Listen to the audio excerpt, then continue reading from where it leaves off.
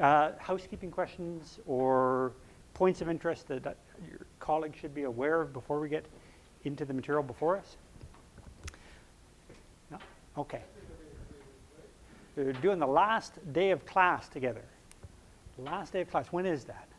You said on the thing it was the 30th, November 30th. Which I believe is our last day of class. Should be. Yeah. Do we have the syllabus? I have to double check. I don't have that date. The 30th. Yeah. Yeah. Which should be our last day of class together. So the last Wednesday of the month of November. And holy moly, that's coming up on us. Yeah? So you have your proposals back now at this point. I've heard that some of you are into writing drafts. That process should be coming along. Give yourself the time to work your way through the essay writing process. Yeah? So I had just finished the first draft of my essay for cosmopolitanism. Okay, yeah.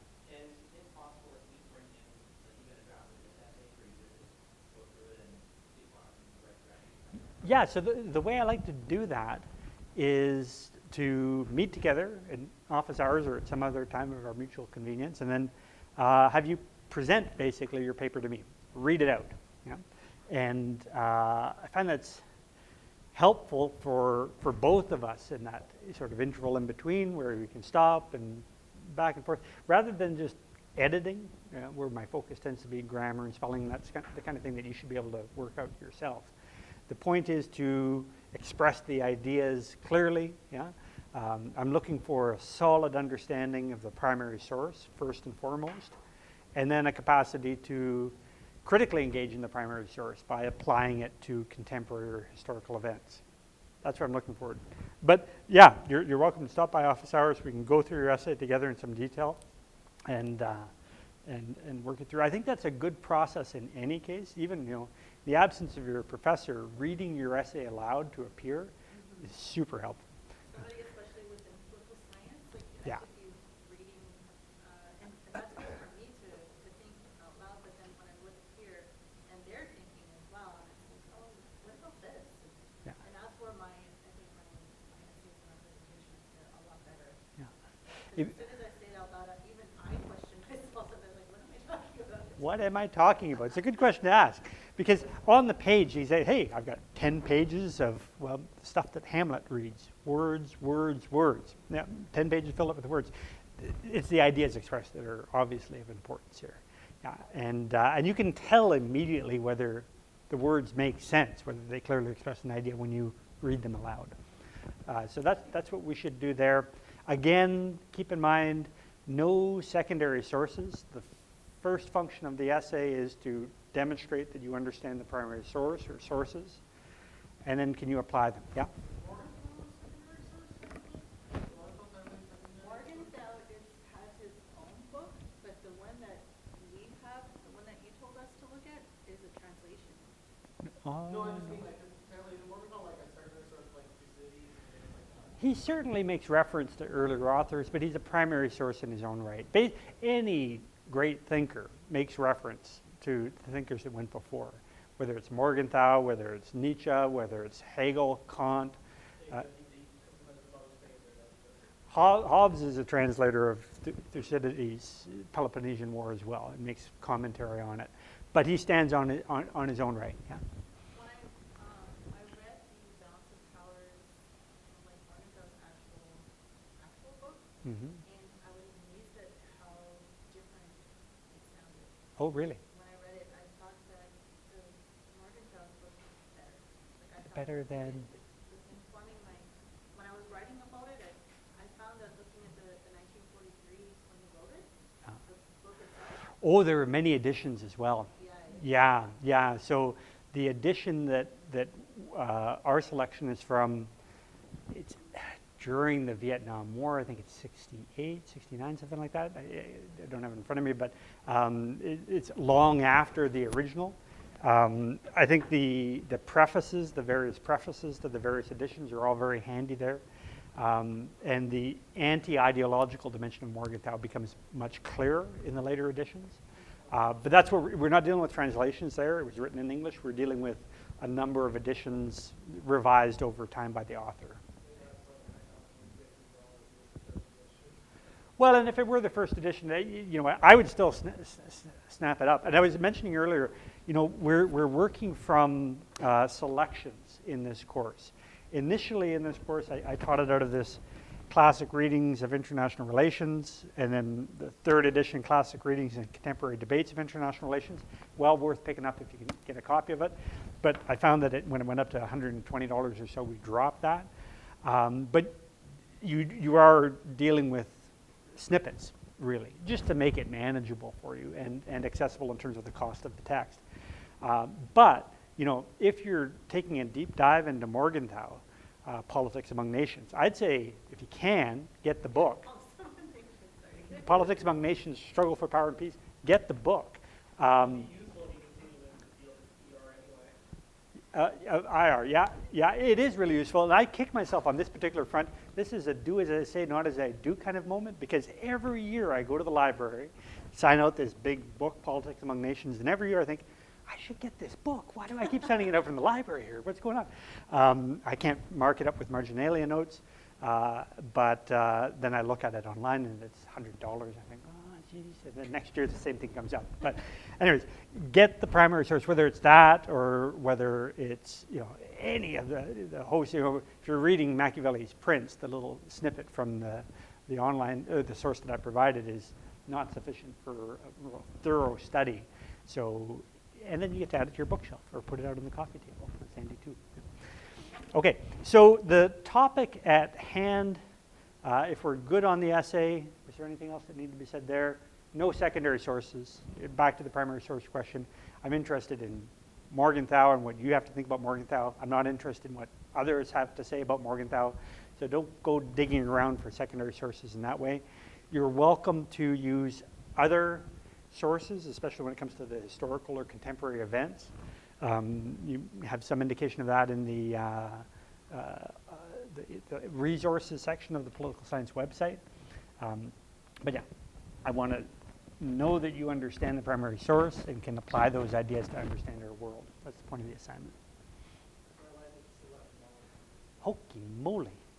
Yeah, you know what? Pass it on to me. Pass it on to me. Just send it along to my email address. I'd like to see that.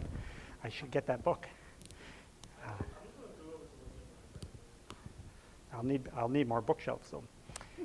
Okay, and that's the occupational hazard as a student. I'll tell you, is once you start adding to your bookshelf, your library, books are heavy.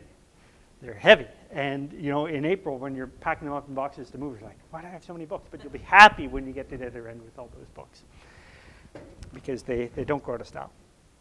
The topic for today, and here's where we are in terms of the reading, is will the nation state preserve itself? Asking whether the nation state will maintain its position of prominence within international relations as the actor of the most significance. And within the rubric of that question, hoping to answer it, I want to describe a kind of theoretical approach known as social constructivism.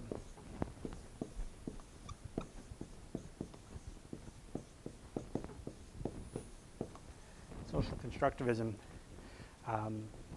associated with, well, a host of thinkers, obviously from our readings today, Alexander Wendt being the most significant amongst them.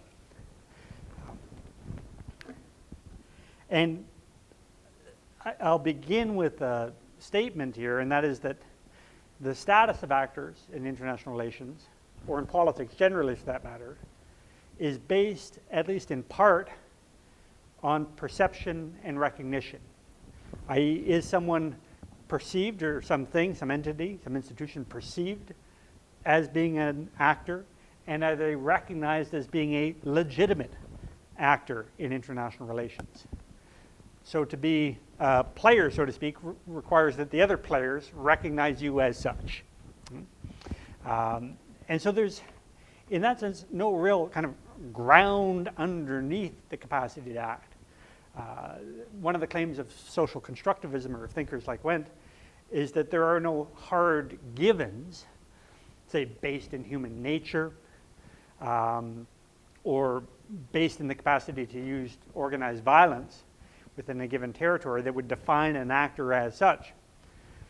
And though there may be certain underlying realities that do frame the limits and possibilities of political action, politics is the science of the possible, even these givens, like power, for example, depend in some measure on how they are perceived. Power is as much about the perception of power as it is about some underlying reality. One indication of that is the fact that the actual use of hard power, presumably you'd say, well, what's power ultimately? You could say, well, it's the capacity to do violence onto another. The use of hard power understood in that sense, do this or else, arguably undermines the effective power of states. I think a fine example of that would be the illegal invasion and occupation of Iraq by the United States and its allies, which arguably diminished the power of the United States, both in terms of its capacity to use hard power and in terms of its soft power, its capacity to gather allies together and to convince others to do certain things because they're the right things to do. Do this because it's the right thing to do, soft power. Do this or else, hard power. So there's really no kind of hard ground underneath power as such. It depends upon perception. States are powerful to the extent that they're perceived as being powerful by other states and other actors. So who is an actor in IR depends on who is recognized as such by other actors in various forms. And one example that I point towards is the Islamic courts in Somalia, which seem to function as a government up until 2007. The Islamic Courts Union in Somalia had a juridical function. They had laws, and they were capable of enforcing them. They were capable of providing some modicum of security to the people of Somalia, most especially in the capital Mogadishu, but in a weaker way without, but still, powerful in terms of that capacity to enforce the laws. The Islamic Courts Union in Somalia, though, was driven from power in 2007 by the United States and its allies because it wasn't recognized as a legitimate power unit because of its Islamic theocracy being the basis of its claim to legitimacy. And so that particular power unit, which they say if it walks like a duck and it quacks like a duck, it's a duck, it performed all the functions of a state, but wasn't recognized by other states in the neighborhood and internationally, and so lost its power, devolved into al-Shabaab, an insurgency, the youth. I would say too, and I don't know if folks have been watching the rather horrific events unfolding in Ethiopia. We're aware of the civil war that's ongoing over the last year there. I would just provide a warning if that state ceases to function as a state, which looks like a real possibility presently. If the Tigrayan opposition is effective in unseating the central government, the federal government, that would create a vacuum for al-Shabaab to operate effectively in that country as well. And so we could have this sort of ousted power playing a role in the domestic politics of Ethiopia as a result of that. Inshallah, God forbid, but that seems like a real possibility presently. These potential repercussions for the civil war in Ethiopia. So, perception of power influences the reality of power. This is a basic tenet of social constructivism, that we make our own realities, though not under conditions of our own choosing. Social constructivism doesn't mean that we just make it all up. What it means is that our norms, our practices, our common sense, our consideration of who's a legitimate actor depends upon the perceptions of others. It's a social construct. Even our goals and our interests are shaped by the social reality that they would aim to alter. this is the point of resistance to thinkers like Morgenthau. How does Morgenthau define human nature in terms of international relations? What is it that all states share, and how do we understand the behaviors of all states for Morgenthau? Yeah. Is it stability? Power? They all seek power?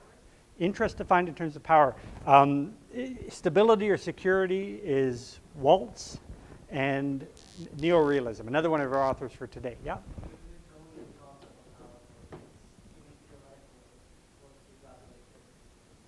Yeah.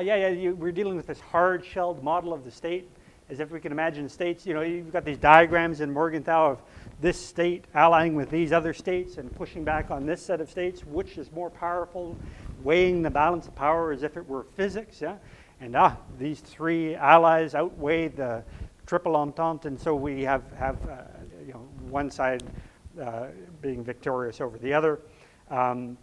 Interest defined in terms of power is the classical realist position, classical realism.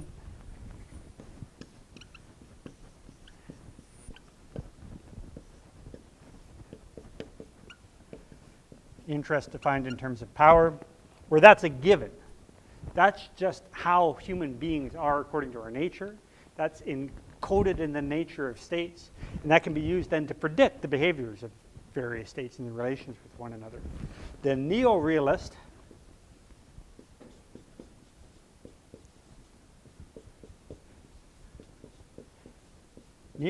position associated with Waltz, again we'll deal with him in some depth and detail this week in his third image analogy, argues differently. What is the basis of the behavior of states according to Waltz?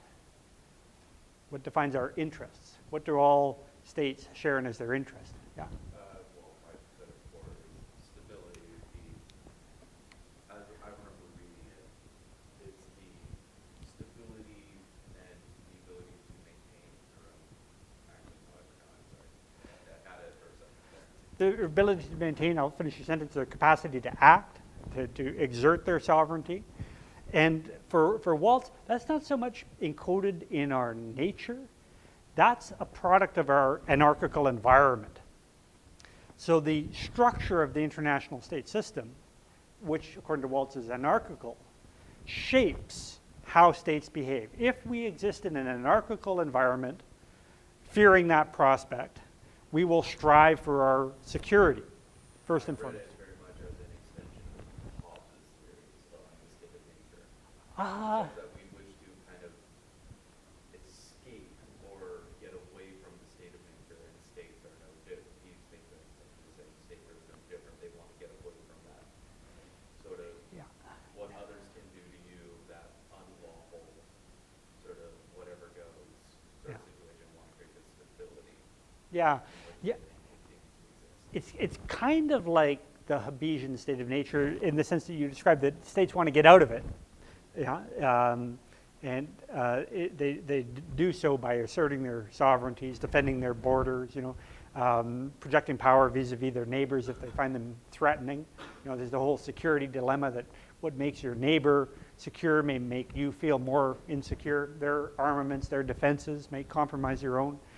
But it's not entirely like Hobbes in that for Waltz, for neo-realism, this is not a function of human nature. It's a function of the environment in which we find ourselves. The states find themselves not in some far-flung past, in some state of nature in this anarchic environment. It's just the situation in which we are. Yeah? So it's not a reflex of human nature. It's a product of our environment, this anarchical environment, that we would seek security. And that's the primary interest then of all states. All states exist in an anarchic environment, and so all states are driven by interests understood in terms of security. That's the Waltzian or neo-realist position. And what Wendt and other social constructivists argue contra that is that, as Wendt says, anarchy is what states make of it. That you can shape these anarchic environments, and you can have your own interests, your own values, your own goals, shaped by your relations with others. So we don't come at this sort of ex nihilo. We come at this and we understand what we want. We're driven this way or that, depending on our relations with others. We're conditioned. Our interests are social constructions as well.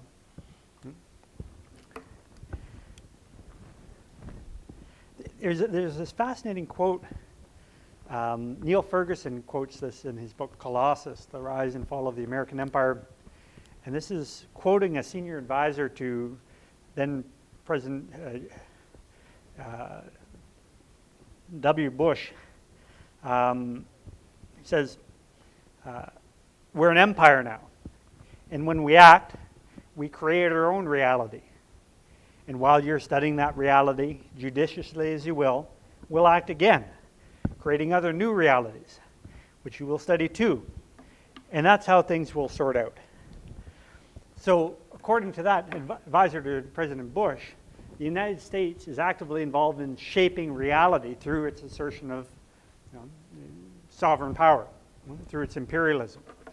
The rules of the game are not a given. Now, significantly there, what's being undone is a rules-based international order. The United States acted outside of the auspices of the UN Security Council when it invaded Iraq. And so what the policymakers at the time are saying is that we're going to fundamentally reshape the realities of international relations. And I keep coming back to this because I still think that invasion and occupation of Iraq was perhaps one of the most important events in terms of understanding our world today, to this day. That the sort of nature of international relations was fundamentally changed by that event.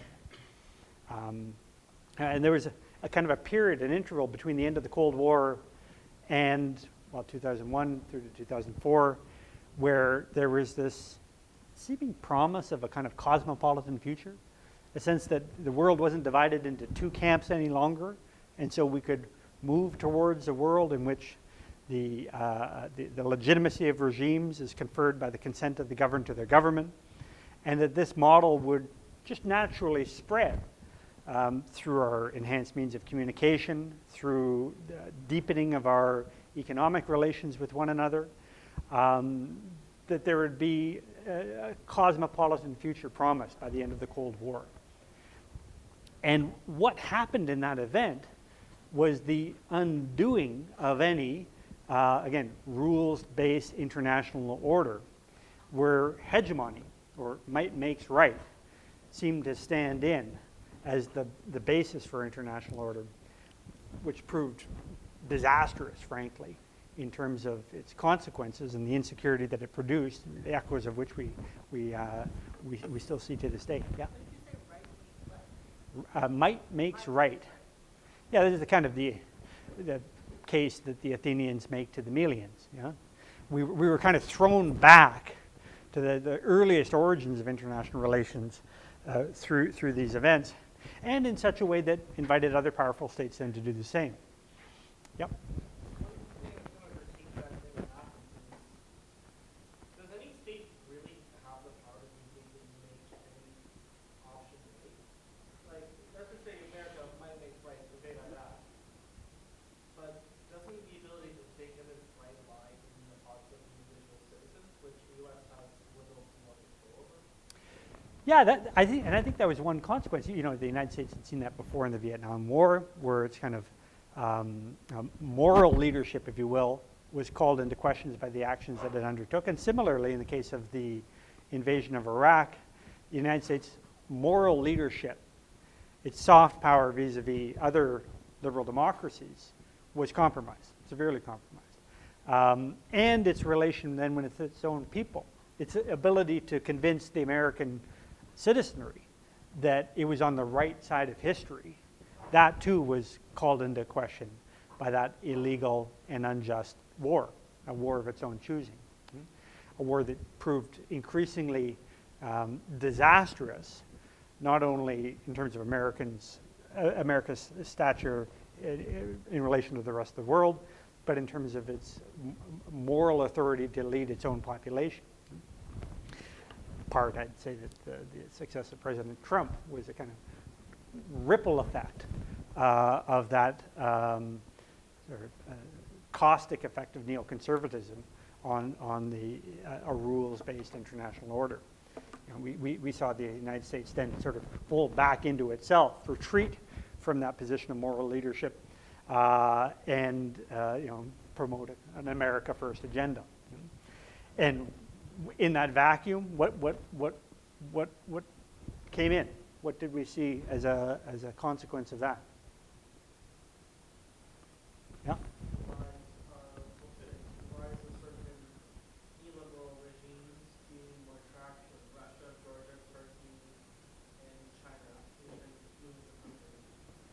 Sure. Yeah, the rise of the illiberal democracies, or you know, authoritarian regimes, and you know, an opening for other states to do the same. You know, you can think of Russia's involvement in Syria, for example, or its involvement in Ukraine and in Georgia, was mentioned earlier on there. Once you do away with the rules, as Grotius says, the moment men depart from law, all things remain uncertain. Yeah? Nothing. I was thinking of bringing up the Singapore model of, I can't remember what it's specifically called in the movie now. It's the idea of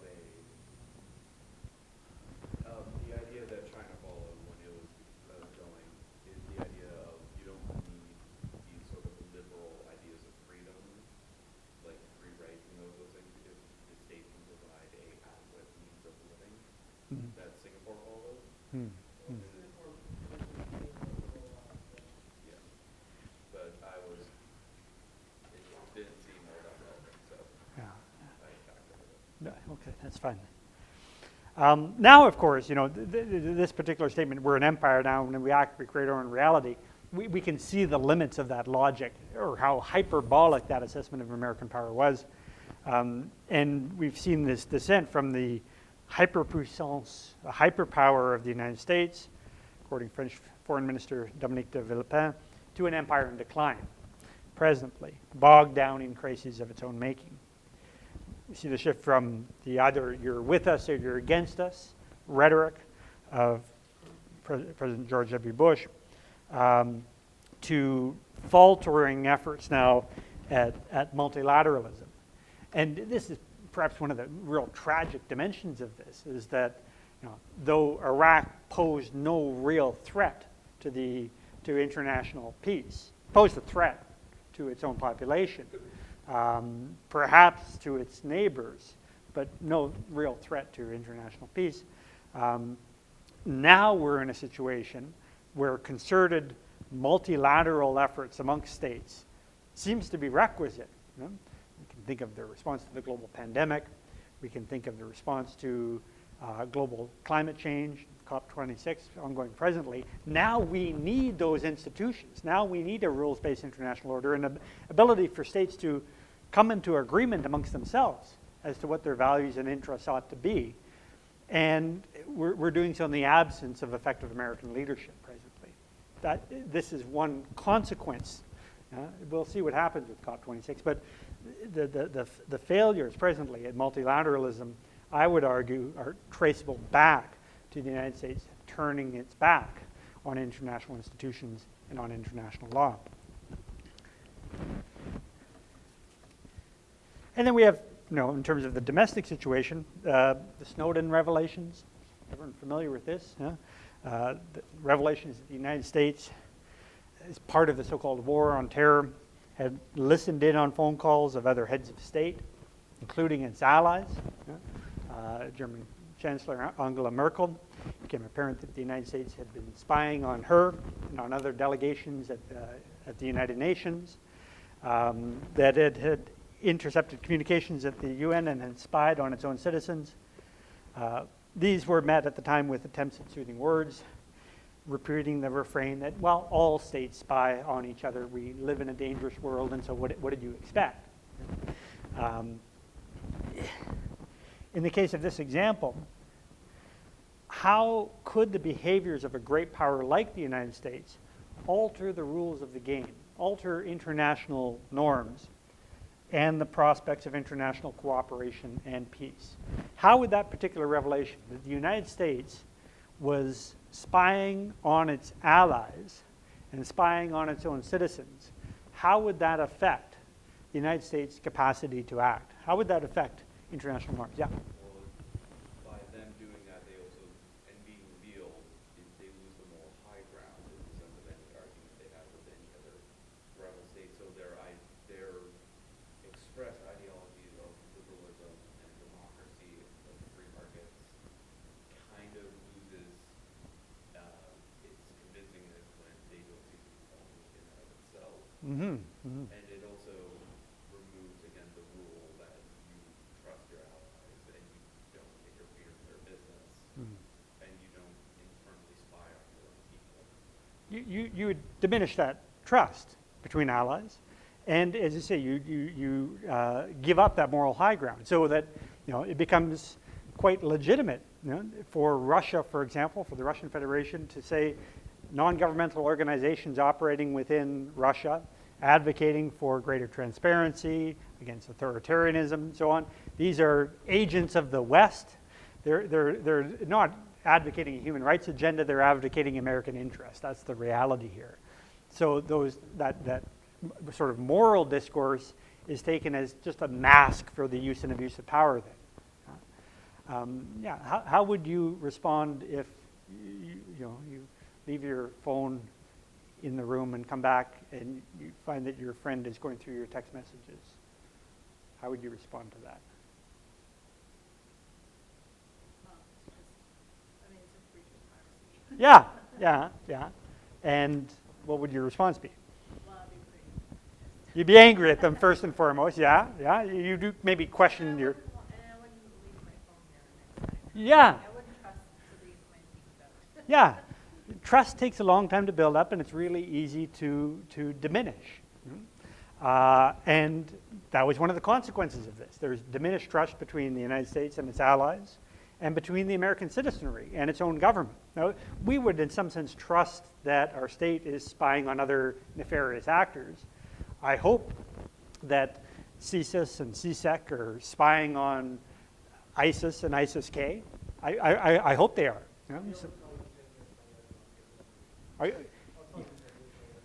CSIS is hiring now, actually. Yeah, that's it. Okay, well, you'll get there. Get your languages, get your poli-sci degree, and or your degree in international affairs, and they've actually done recruitment drives in classes in the past, and they especially like having young people involved.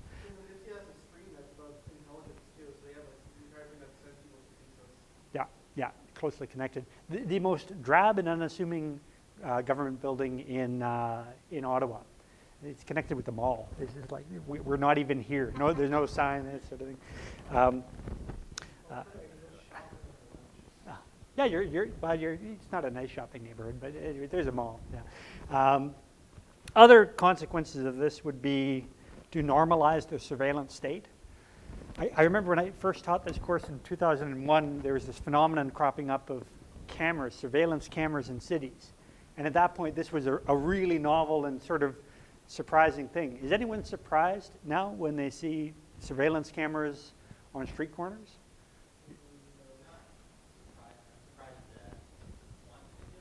Okay.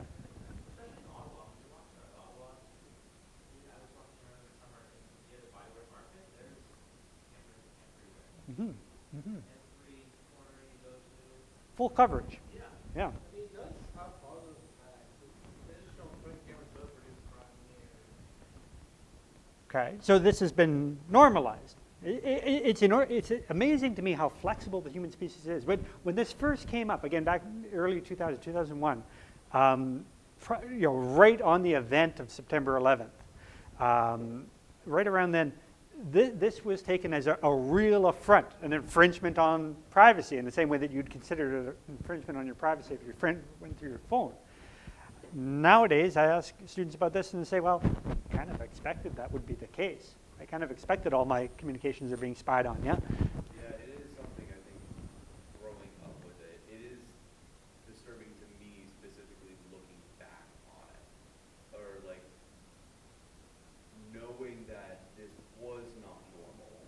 Mhm. And it's only a very recent development that's come about that does make me then go like, oh, this is not good. It's been in your lifetime, basically, that this has occurred over the last 20 years. Yeah, that we've seen this really come to prominence. You know, we saw it before in authoritarian regimes. We saw this, but in liberal democracies, it's a bit more surprising. I think at the very least we should be somewhat surprised by it. You know? But then, you know, you may say, well, yeah, we've got one in the classroom right here, right now. It's not tracking me now. We're okay. I'm out. I wonder if this is working, actually. Are all the lights blinking? Yeah, it looks like we're working. Okay, that's fine. And then you internalize it. This is a Foucaultian idea that, has anyone heard of Jeremy Bentham's panopticon? No? Jeremy Bentham, a utilitarian philosopher? Yeah, no, I remember hearing about, I remember the idea, it's the idea of a sort of circular prison. Yeah. With a big power center in the middle. Yeah. And so all the prisoners can be watched at the same time because of the mental unity, etc. Yeah, exactly. Yeah. So Jeremy Bentham designed the perfect panopticon, the perfect prison. And then Michel Foucault took this as kind of representative of institutional functions beyond prisons to the insane asylum to schools, for that matter. The idea that you have these cells where the prisoners have no means of lateral communication. They can't talk to one another. And so in the absence of that, it's difficult to establish a kind of common sense, a shared set of understandings. Yeah? Your only relation is with the authority of the guard tower, and if you can imagine there being one-way glass on this guard tower, the idea is that you come to expect that you're always being watched. And so at a point, you don't even need someone in the guard tower. It's not as if all of these feeds from all of these street corners are being rigorously monitored, although AI is proving itself quite effective at picking up different patterns of behavioral changes. You know, has a group coalesced? Should we send police officers to that corner? Has a suspicious package been dropped and left? Should we send the bomb squad to that? China is moving gangbusters on the connection between AI and this surveillance network. But even beyond that, even if there's no one watching, if you think that there's someone watching, you start to watch yourself and behave as if you're being watched at all times. So this is how the security state is normalized and comes to shape our common sense, comes to shape our perception of our relation to the state and relation to those who are around us then too. What's that called again? The panopticon, like all-seeing.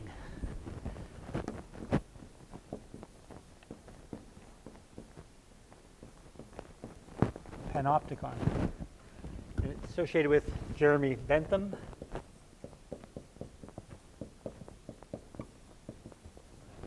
And picked up on by Michel Foucault.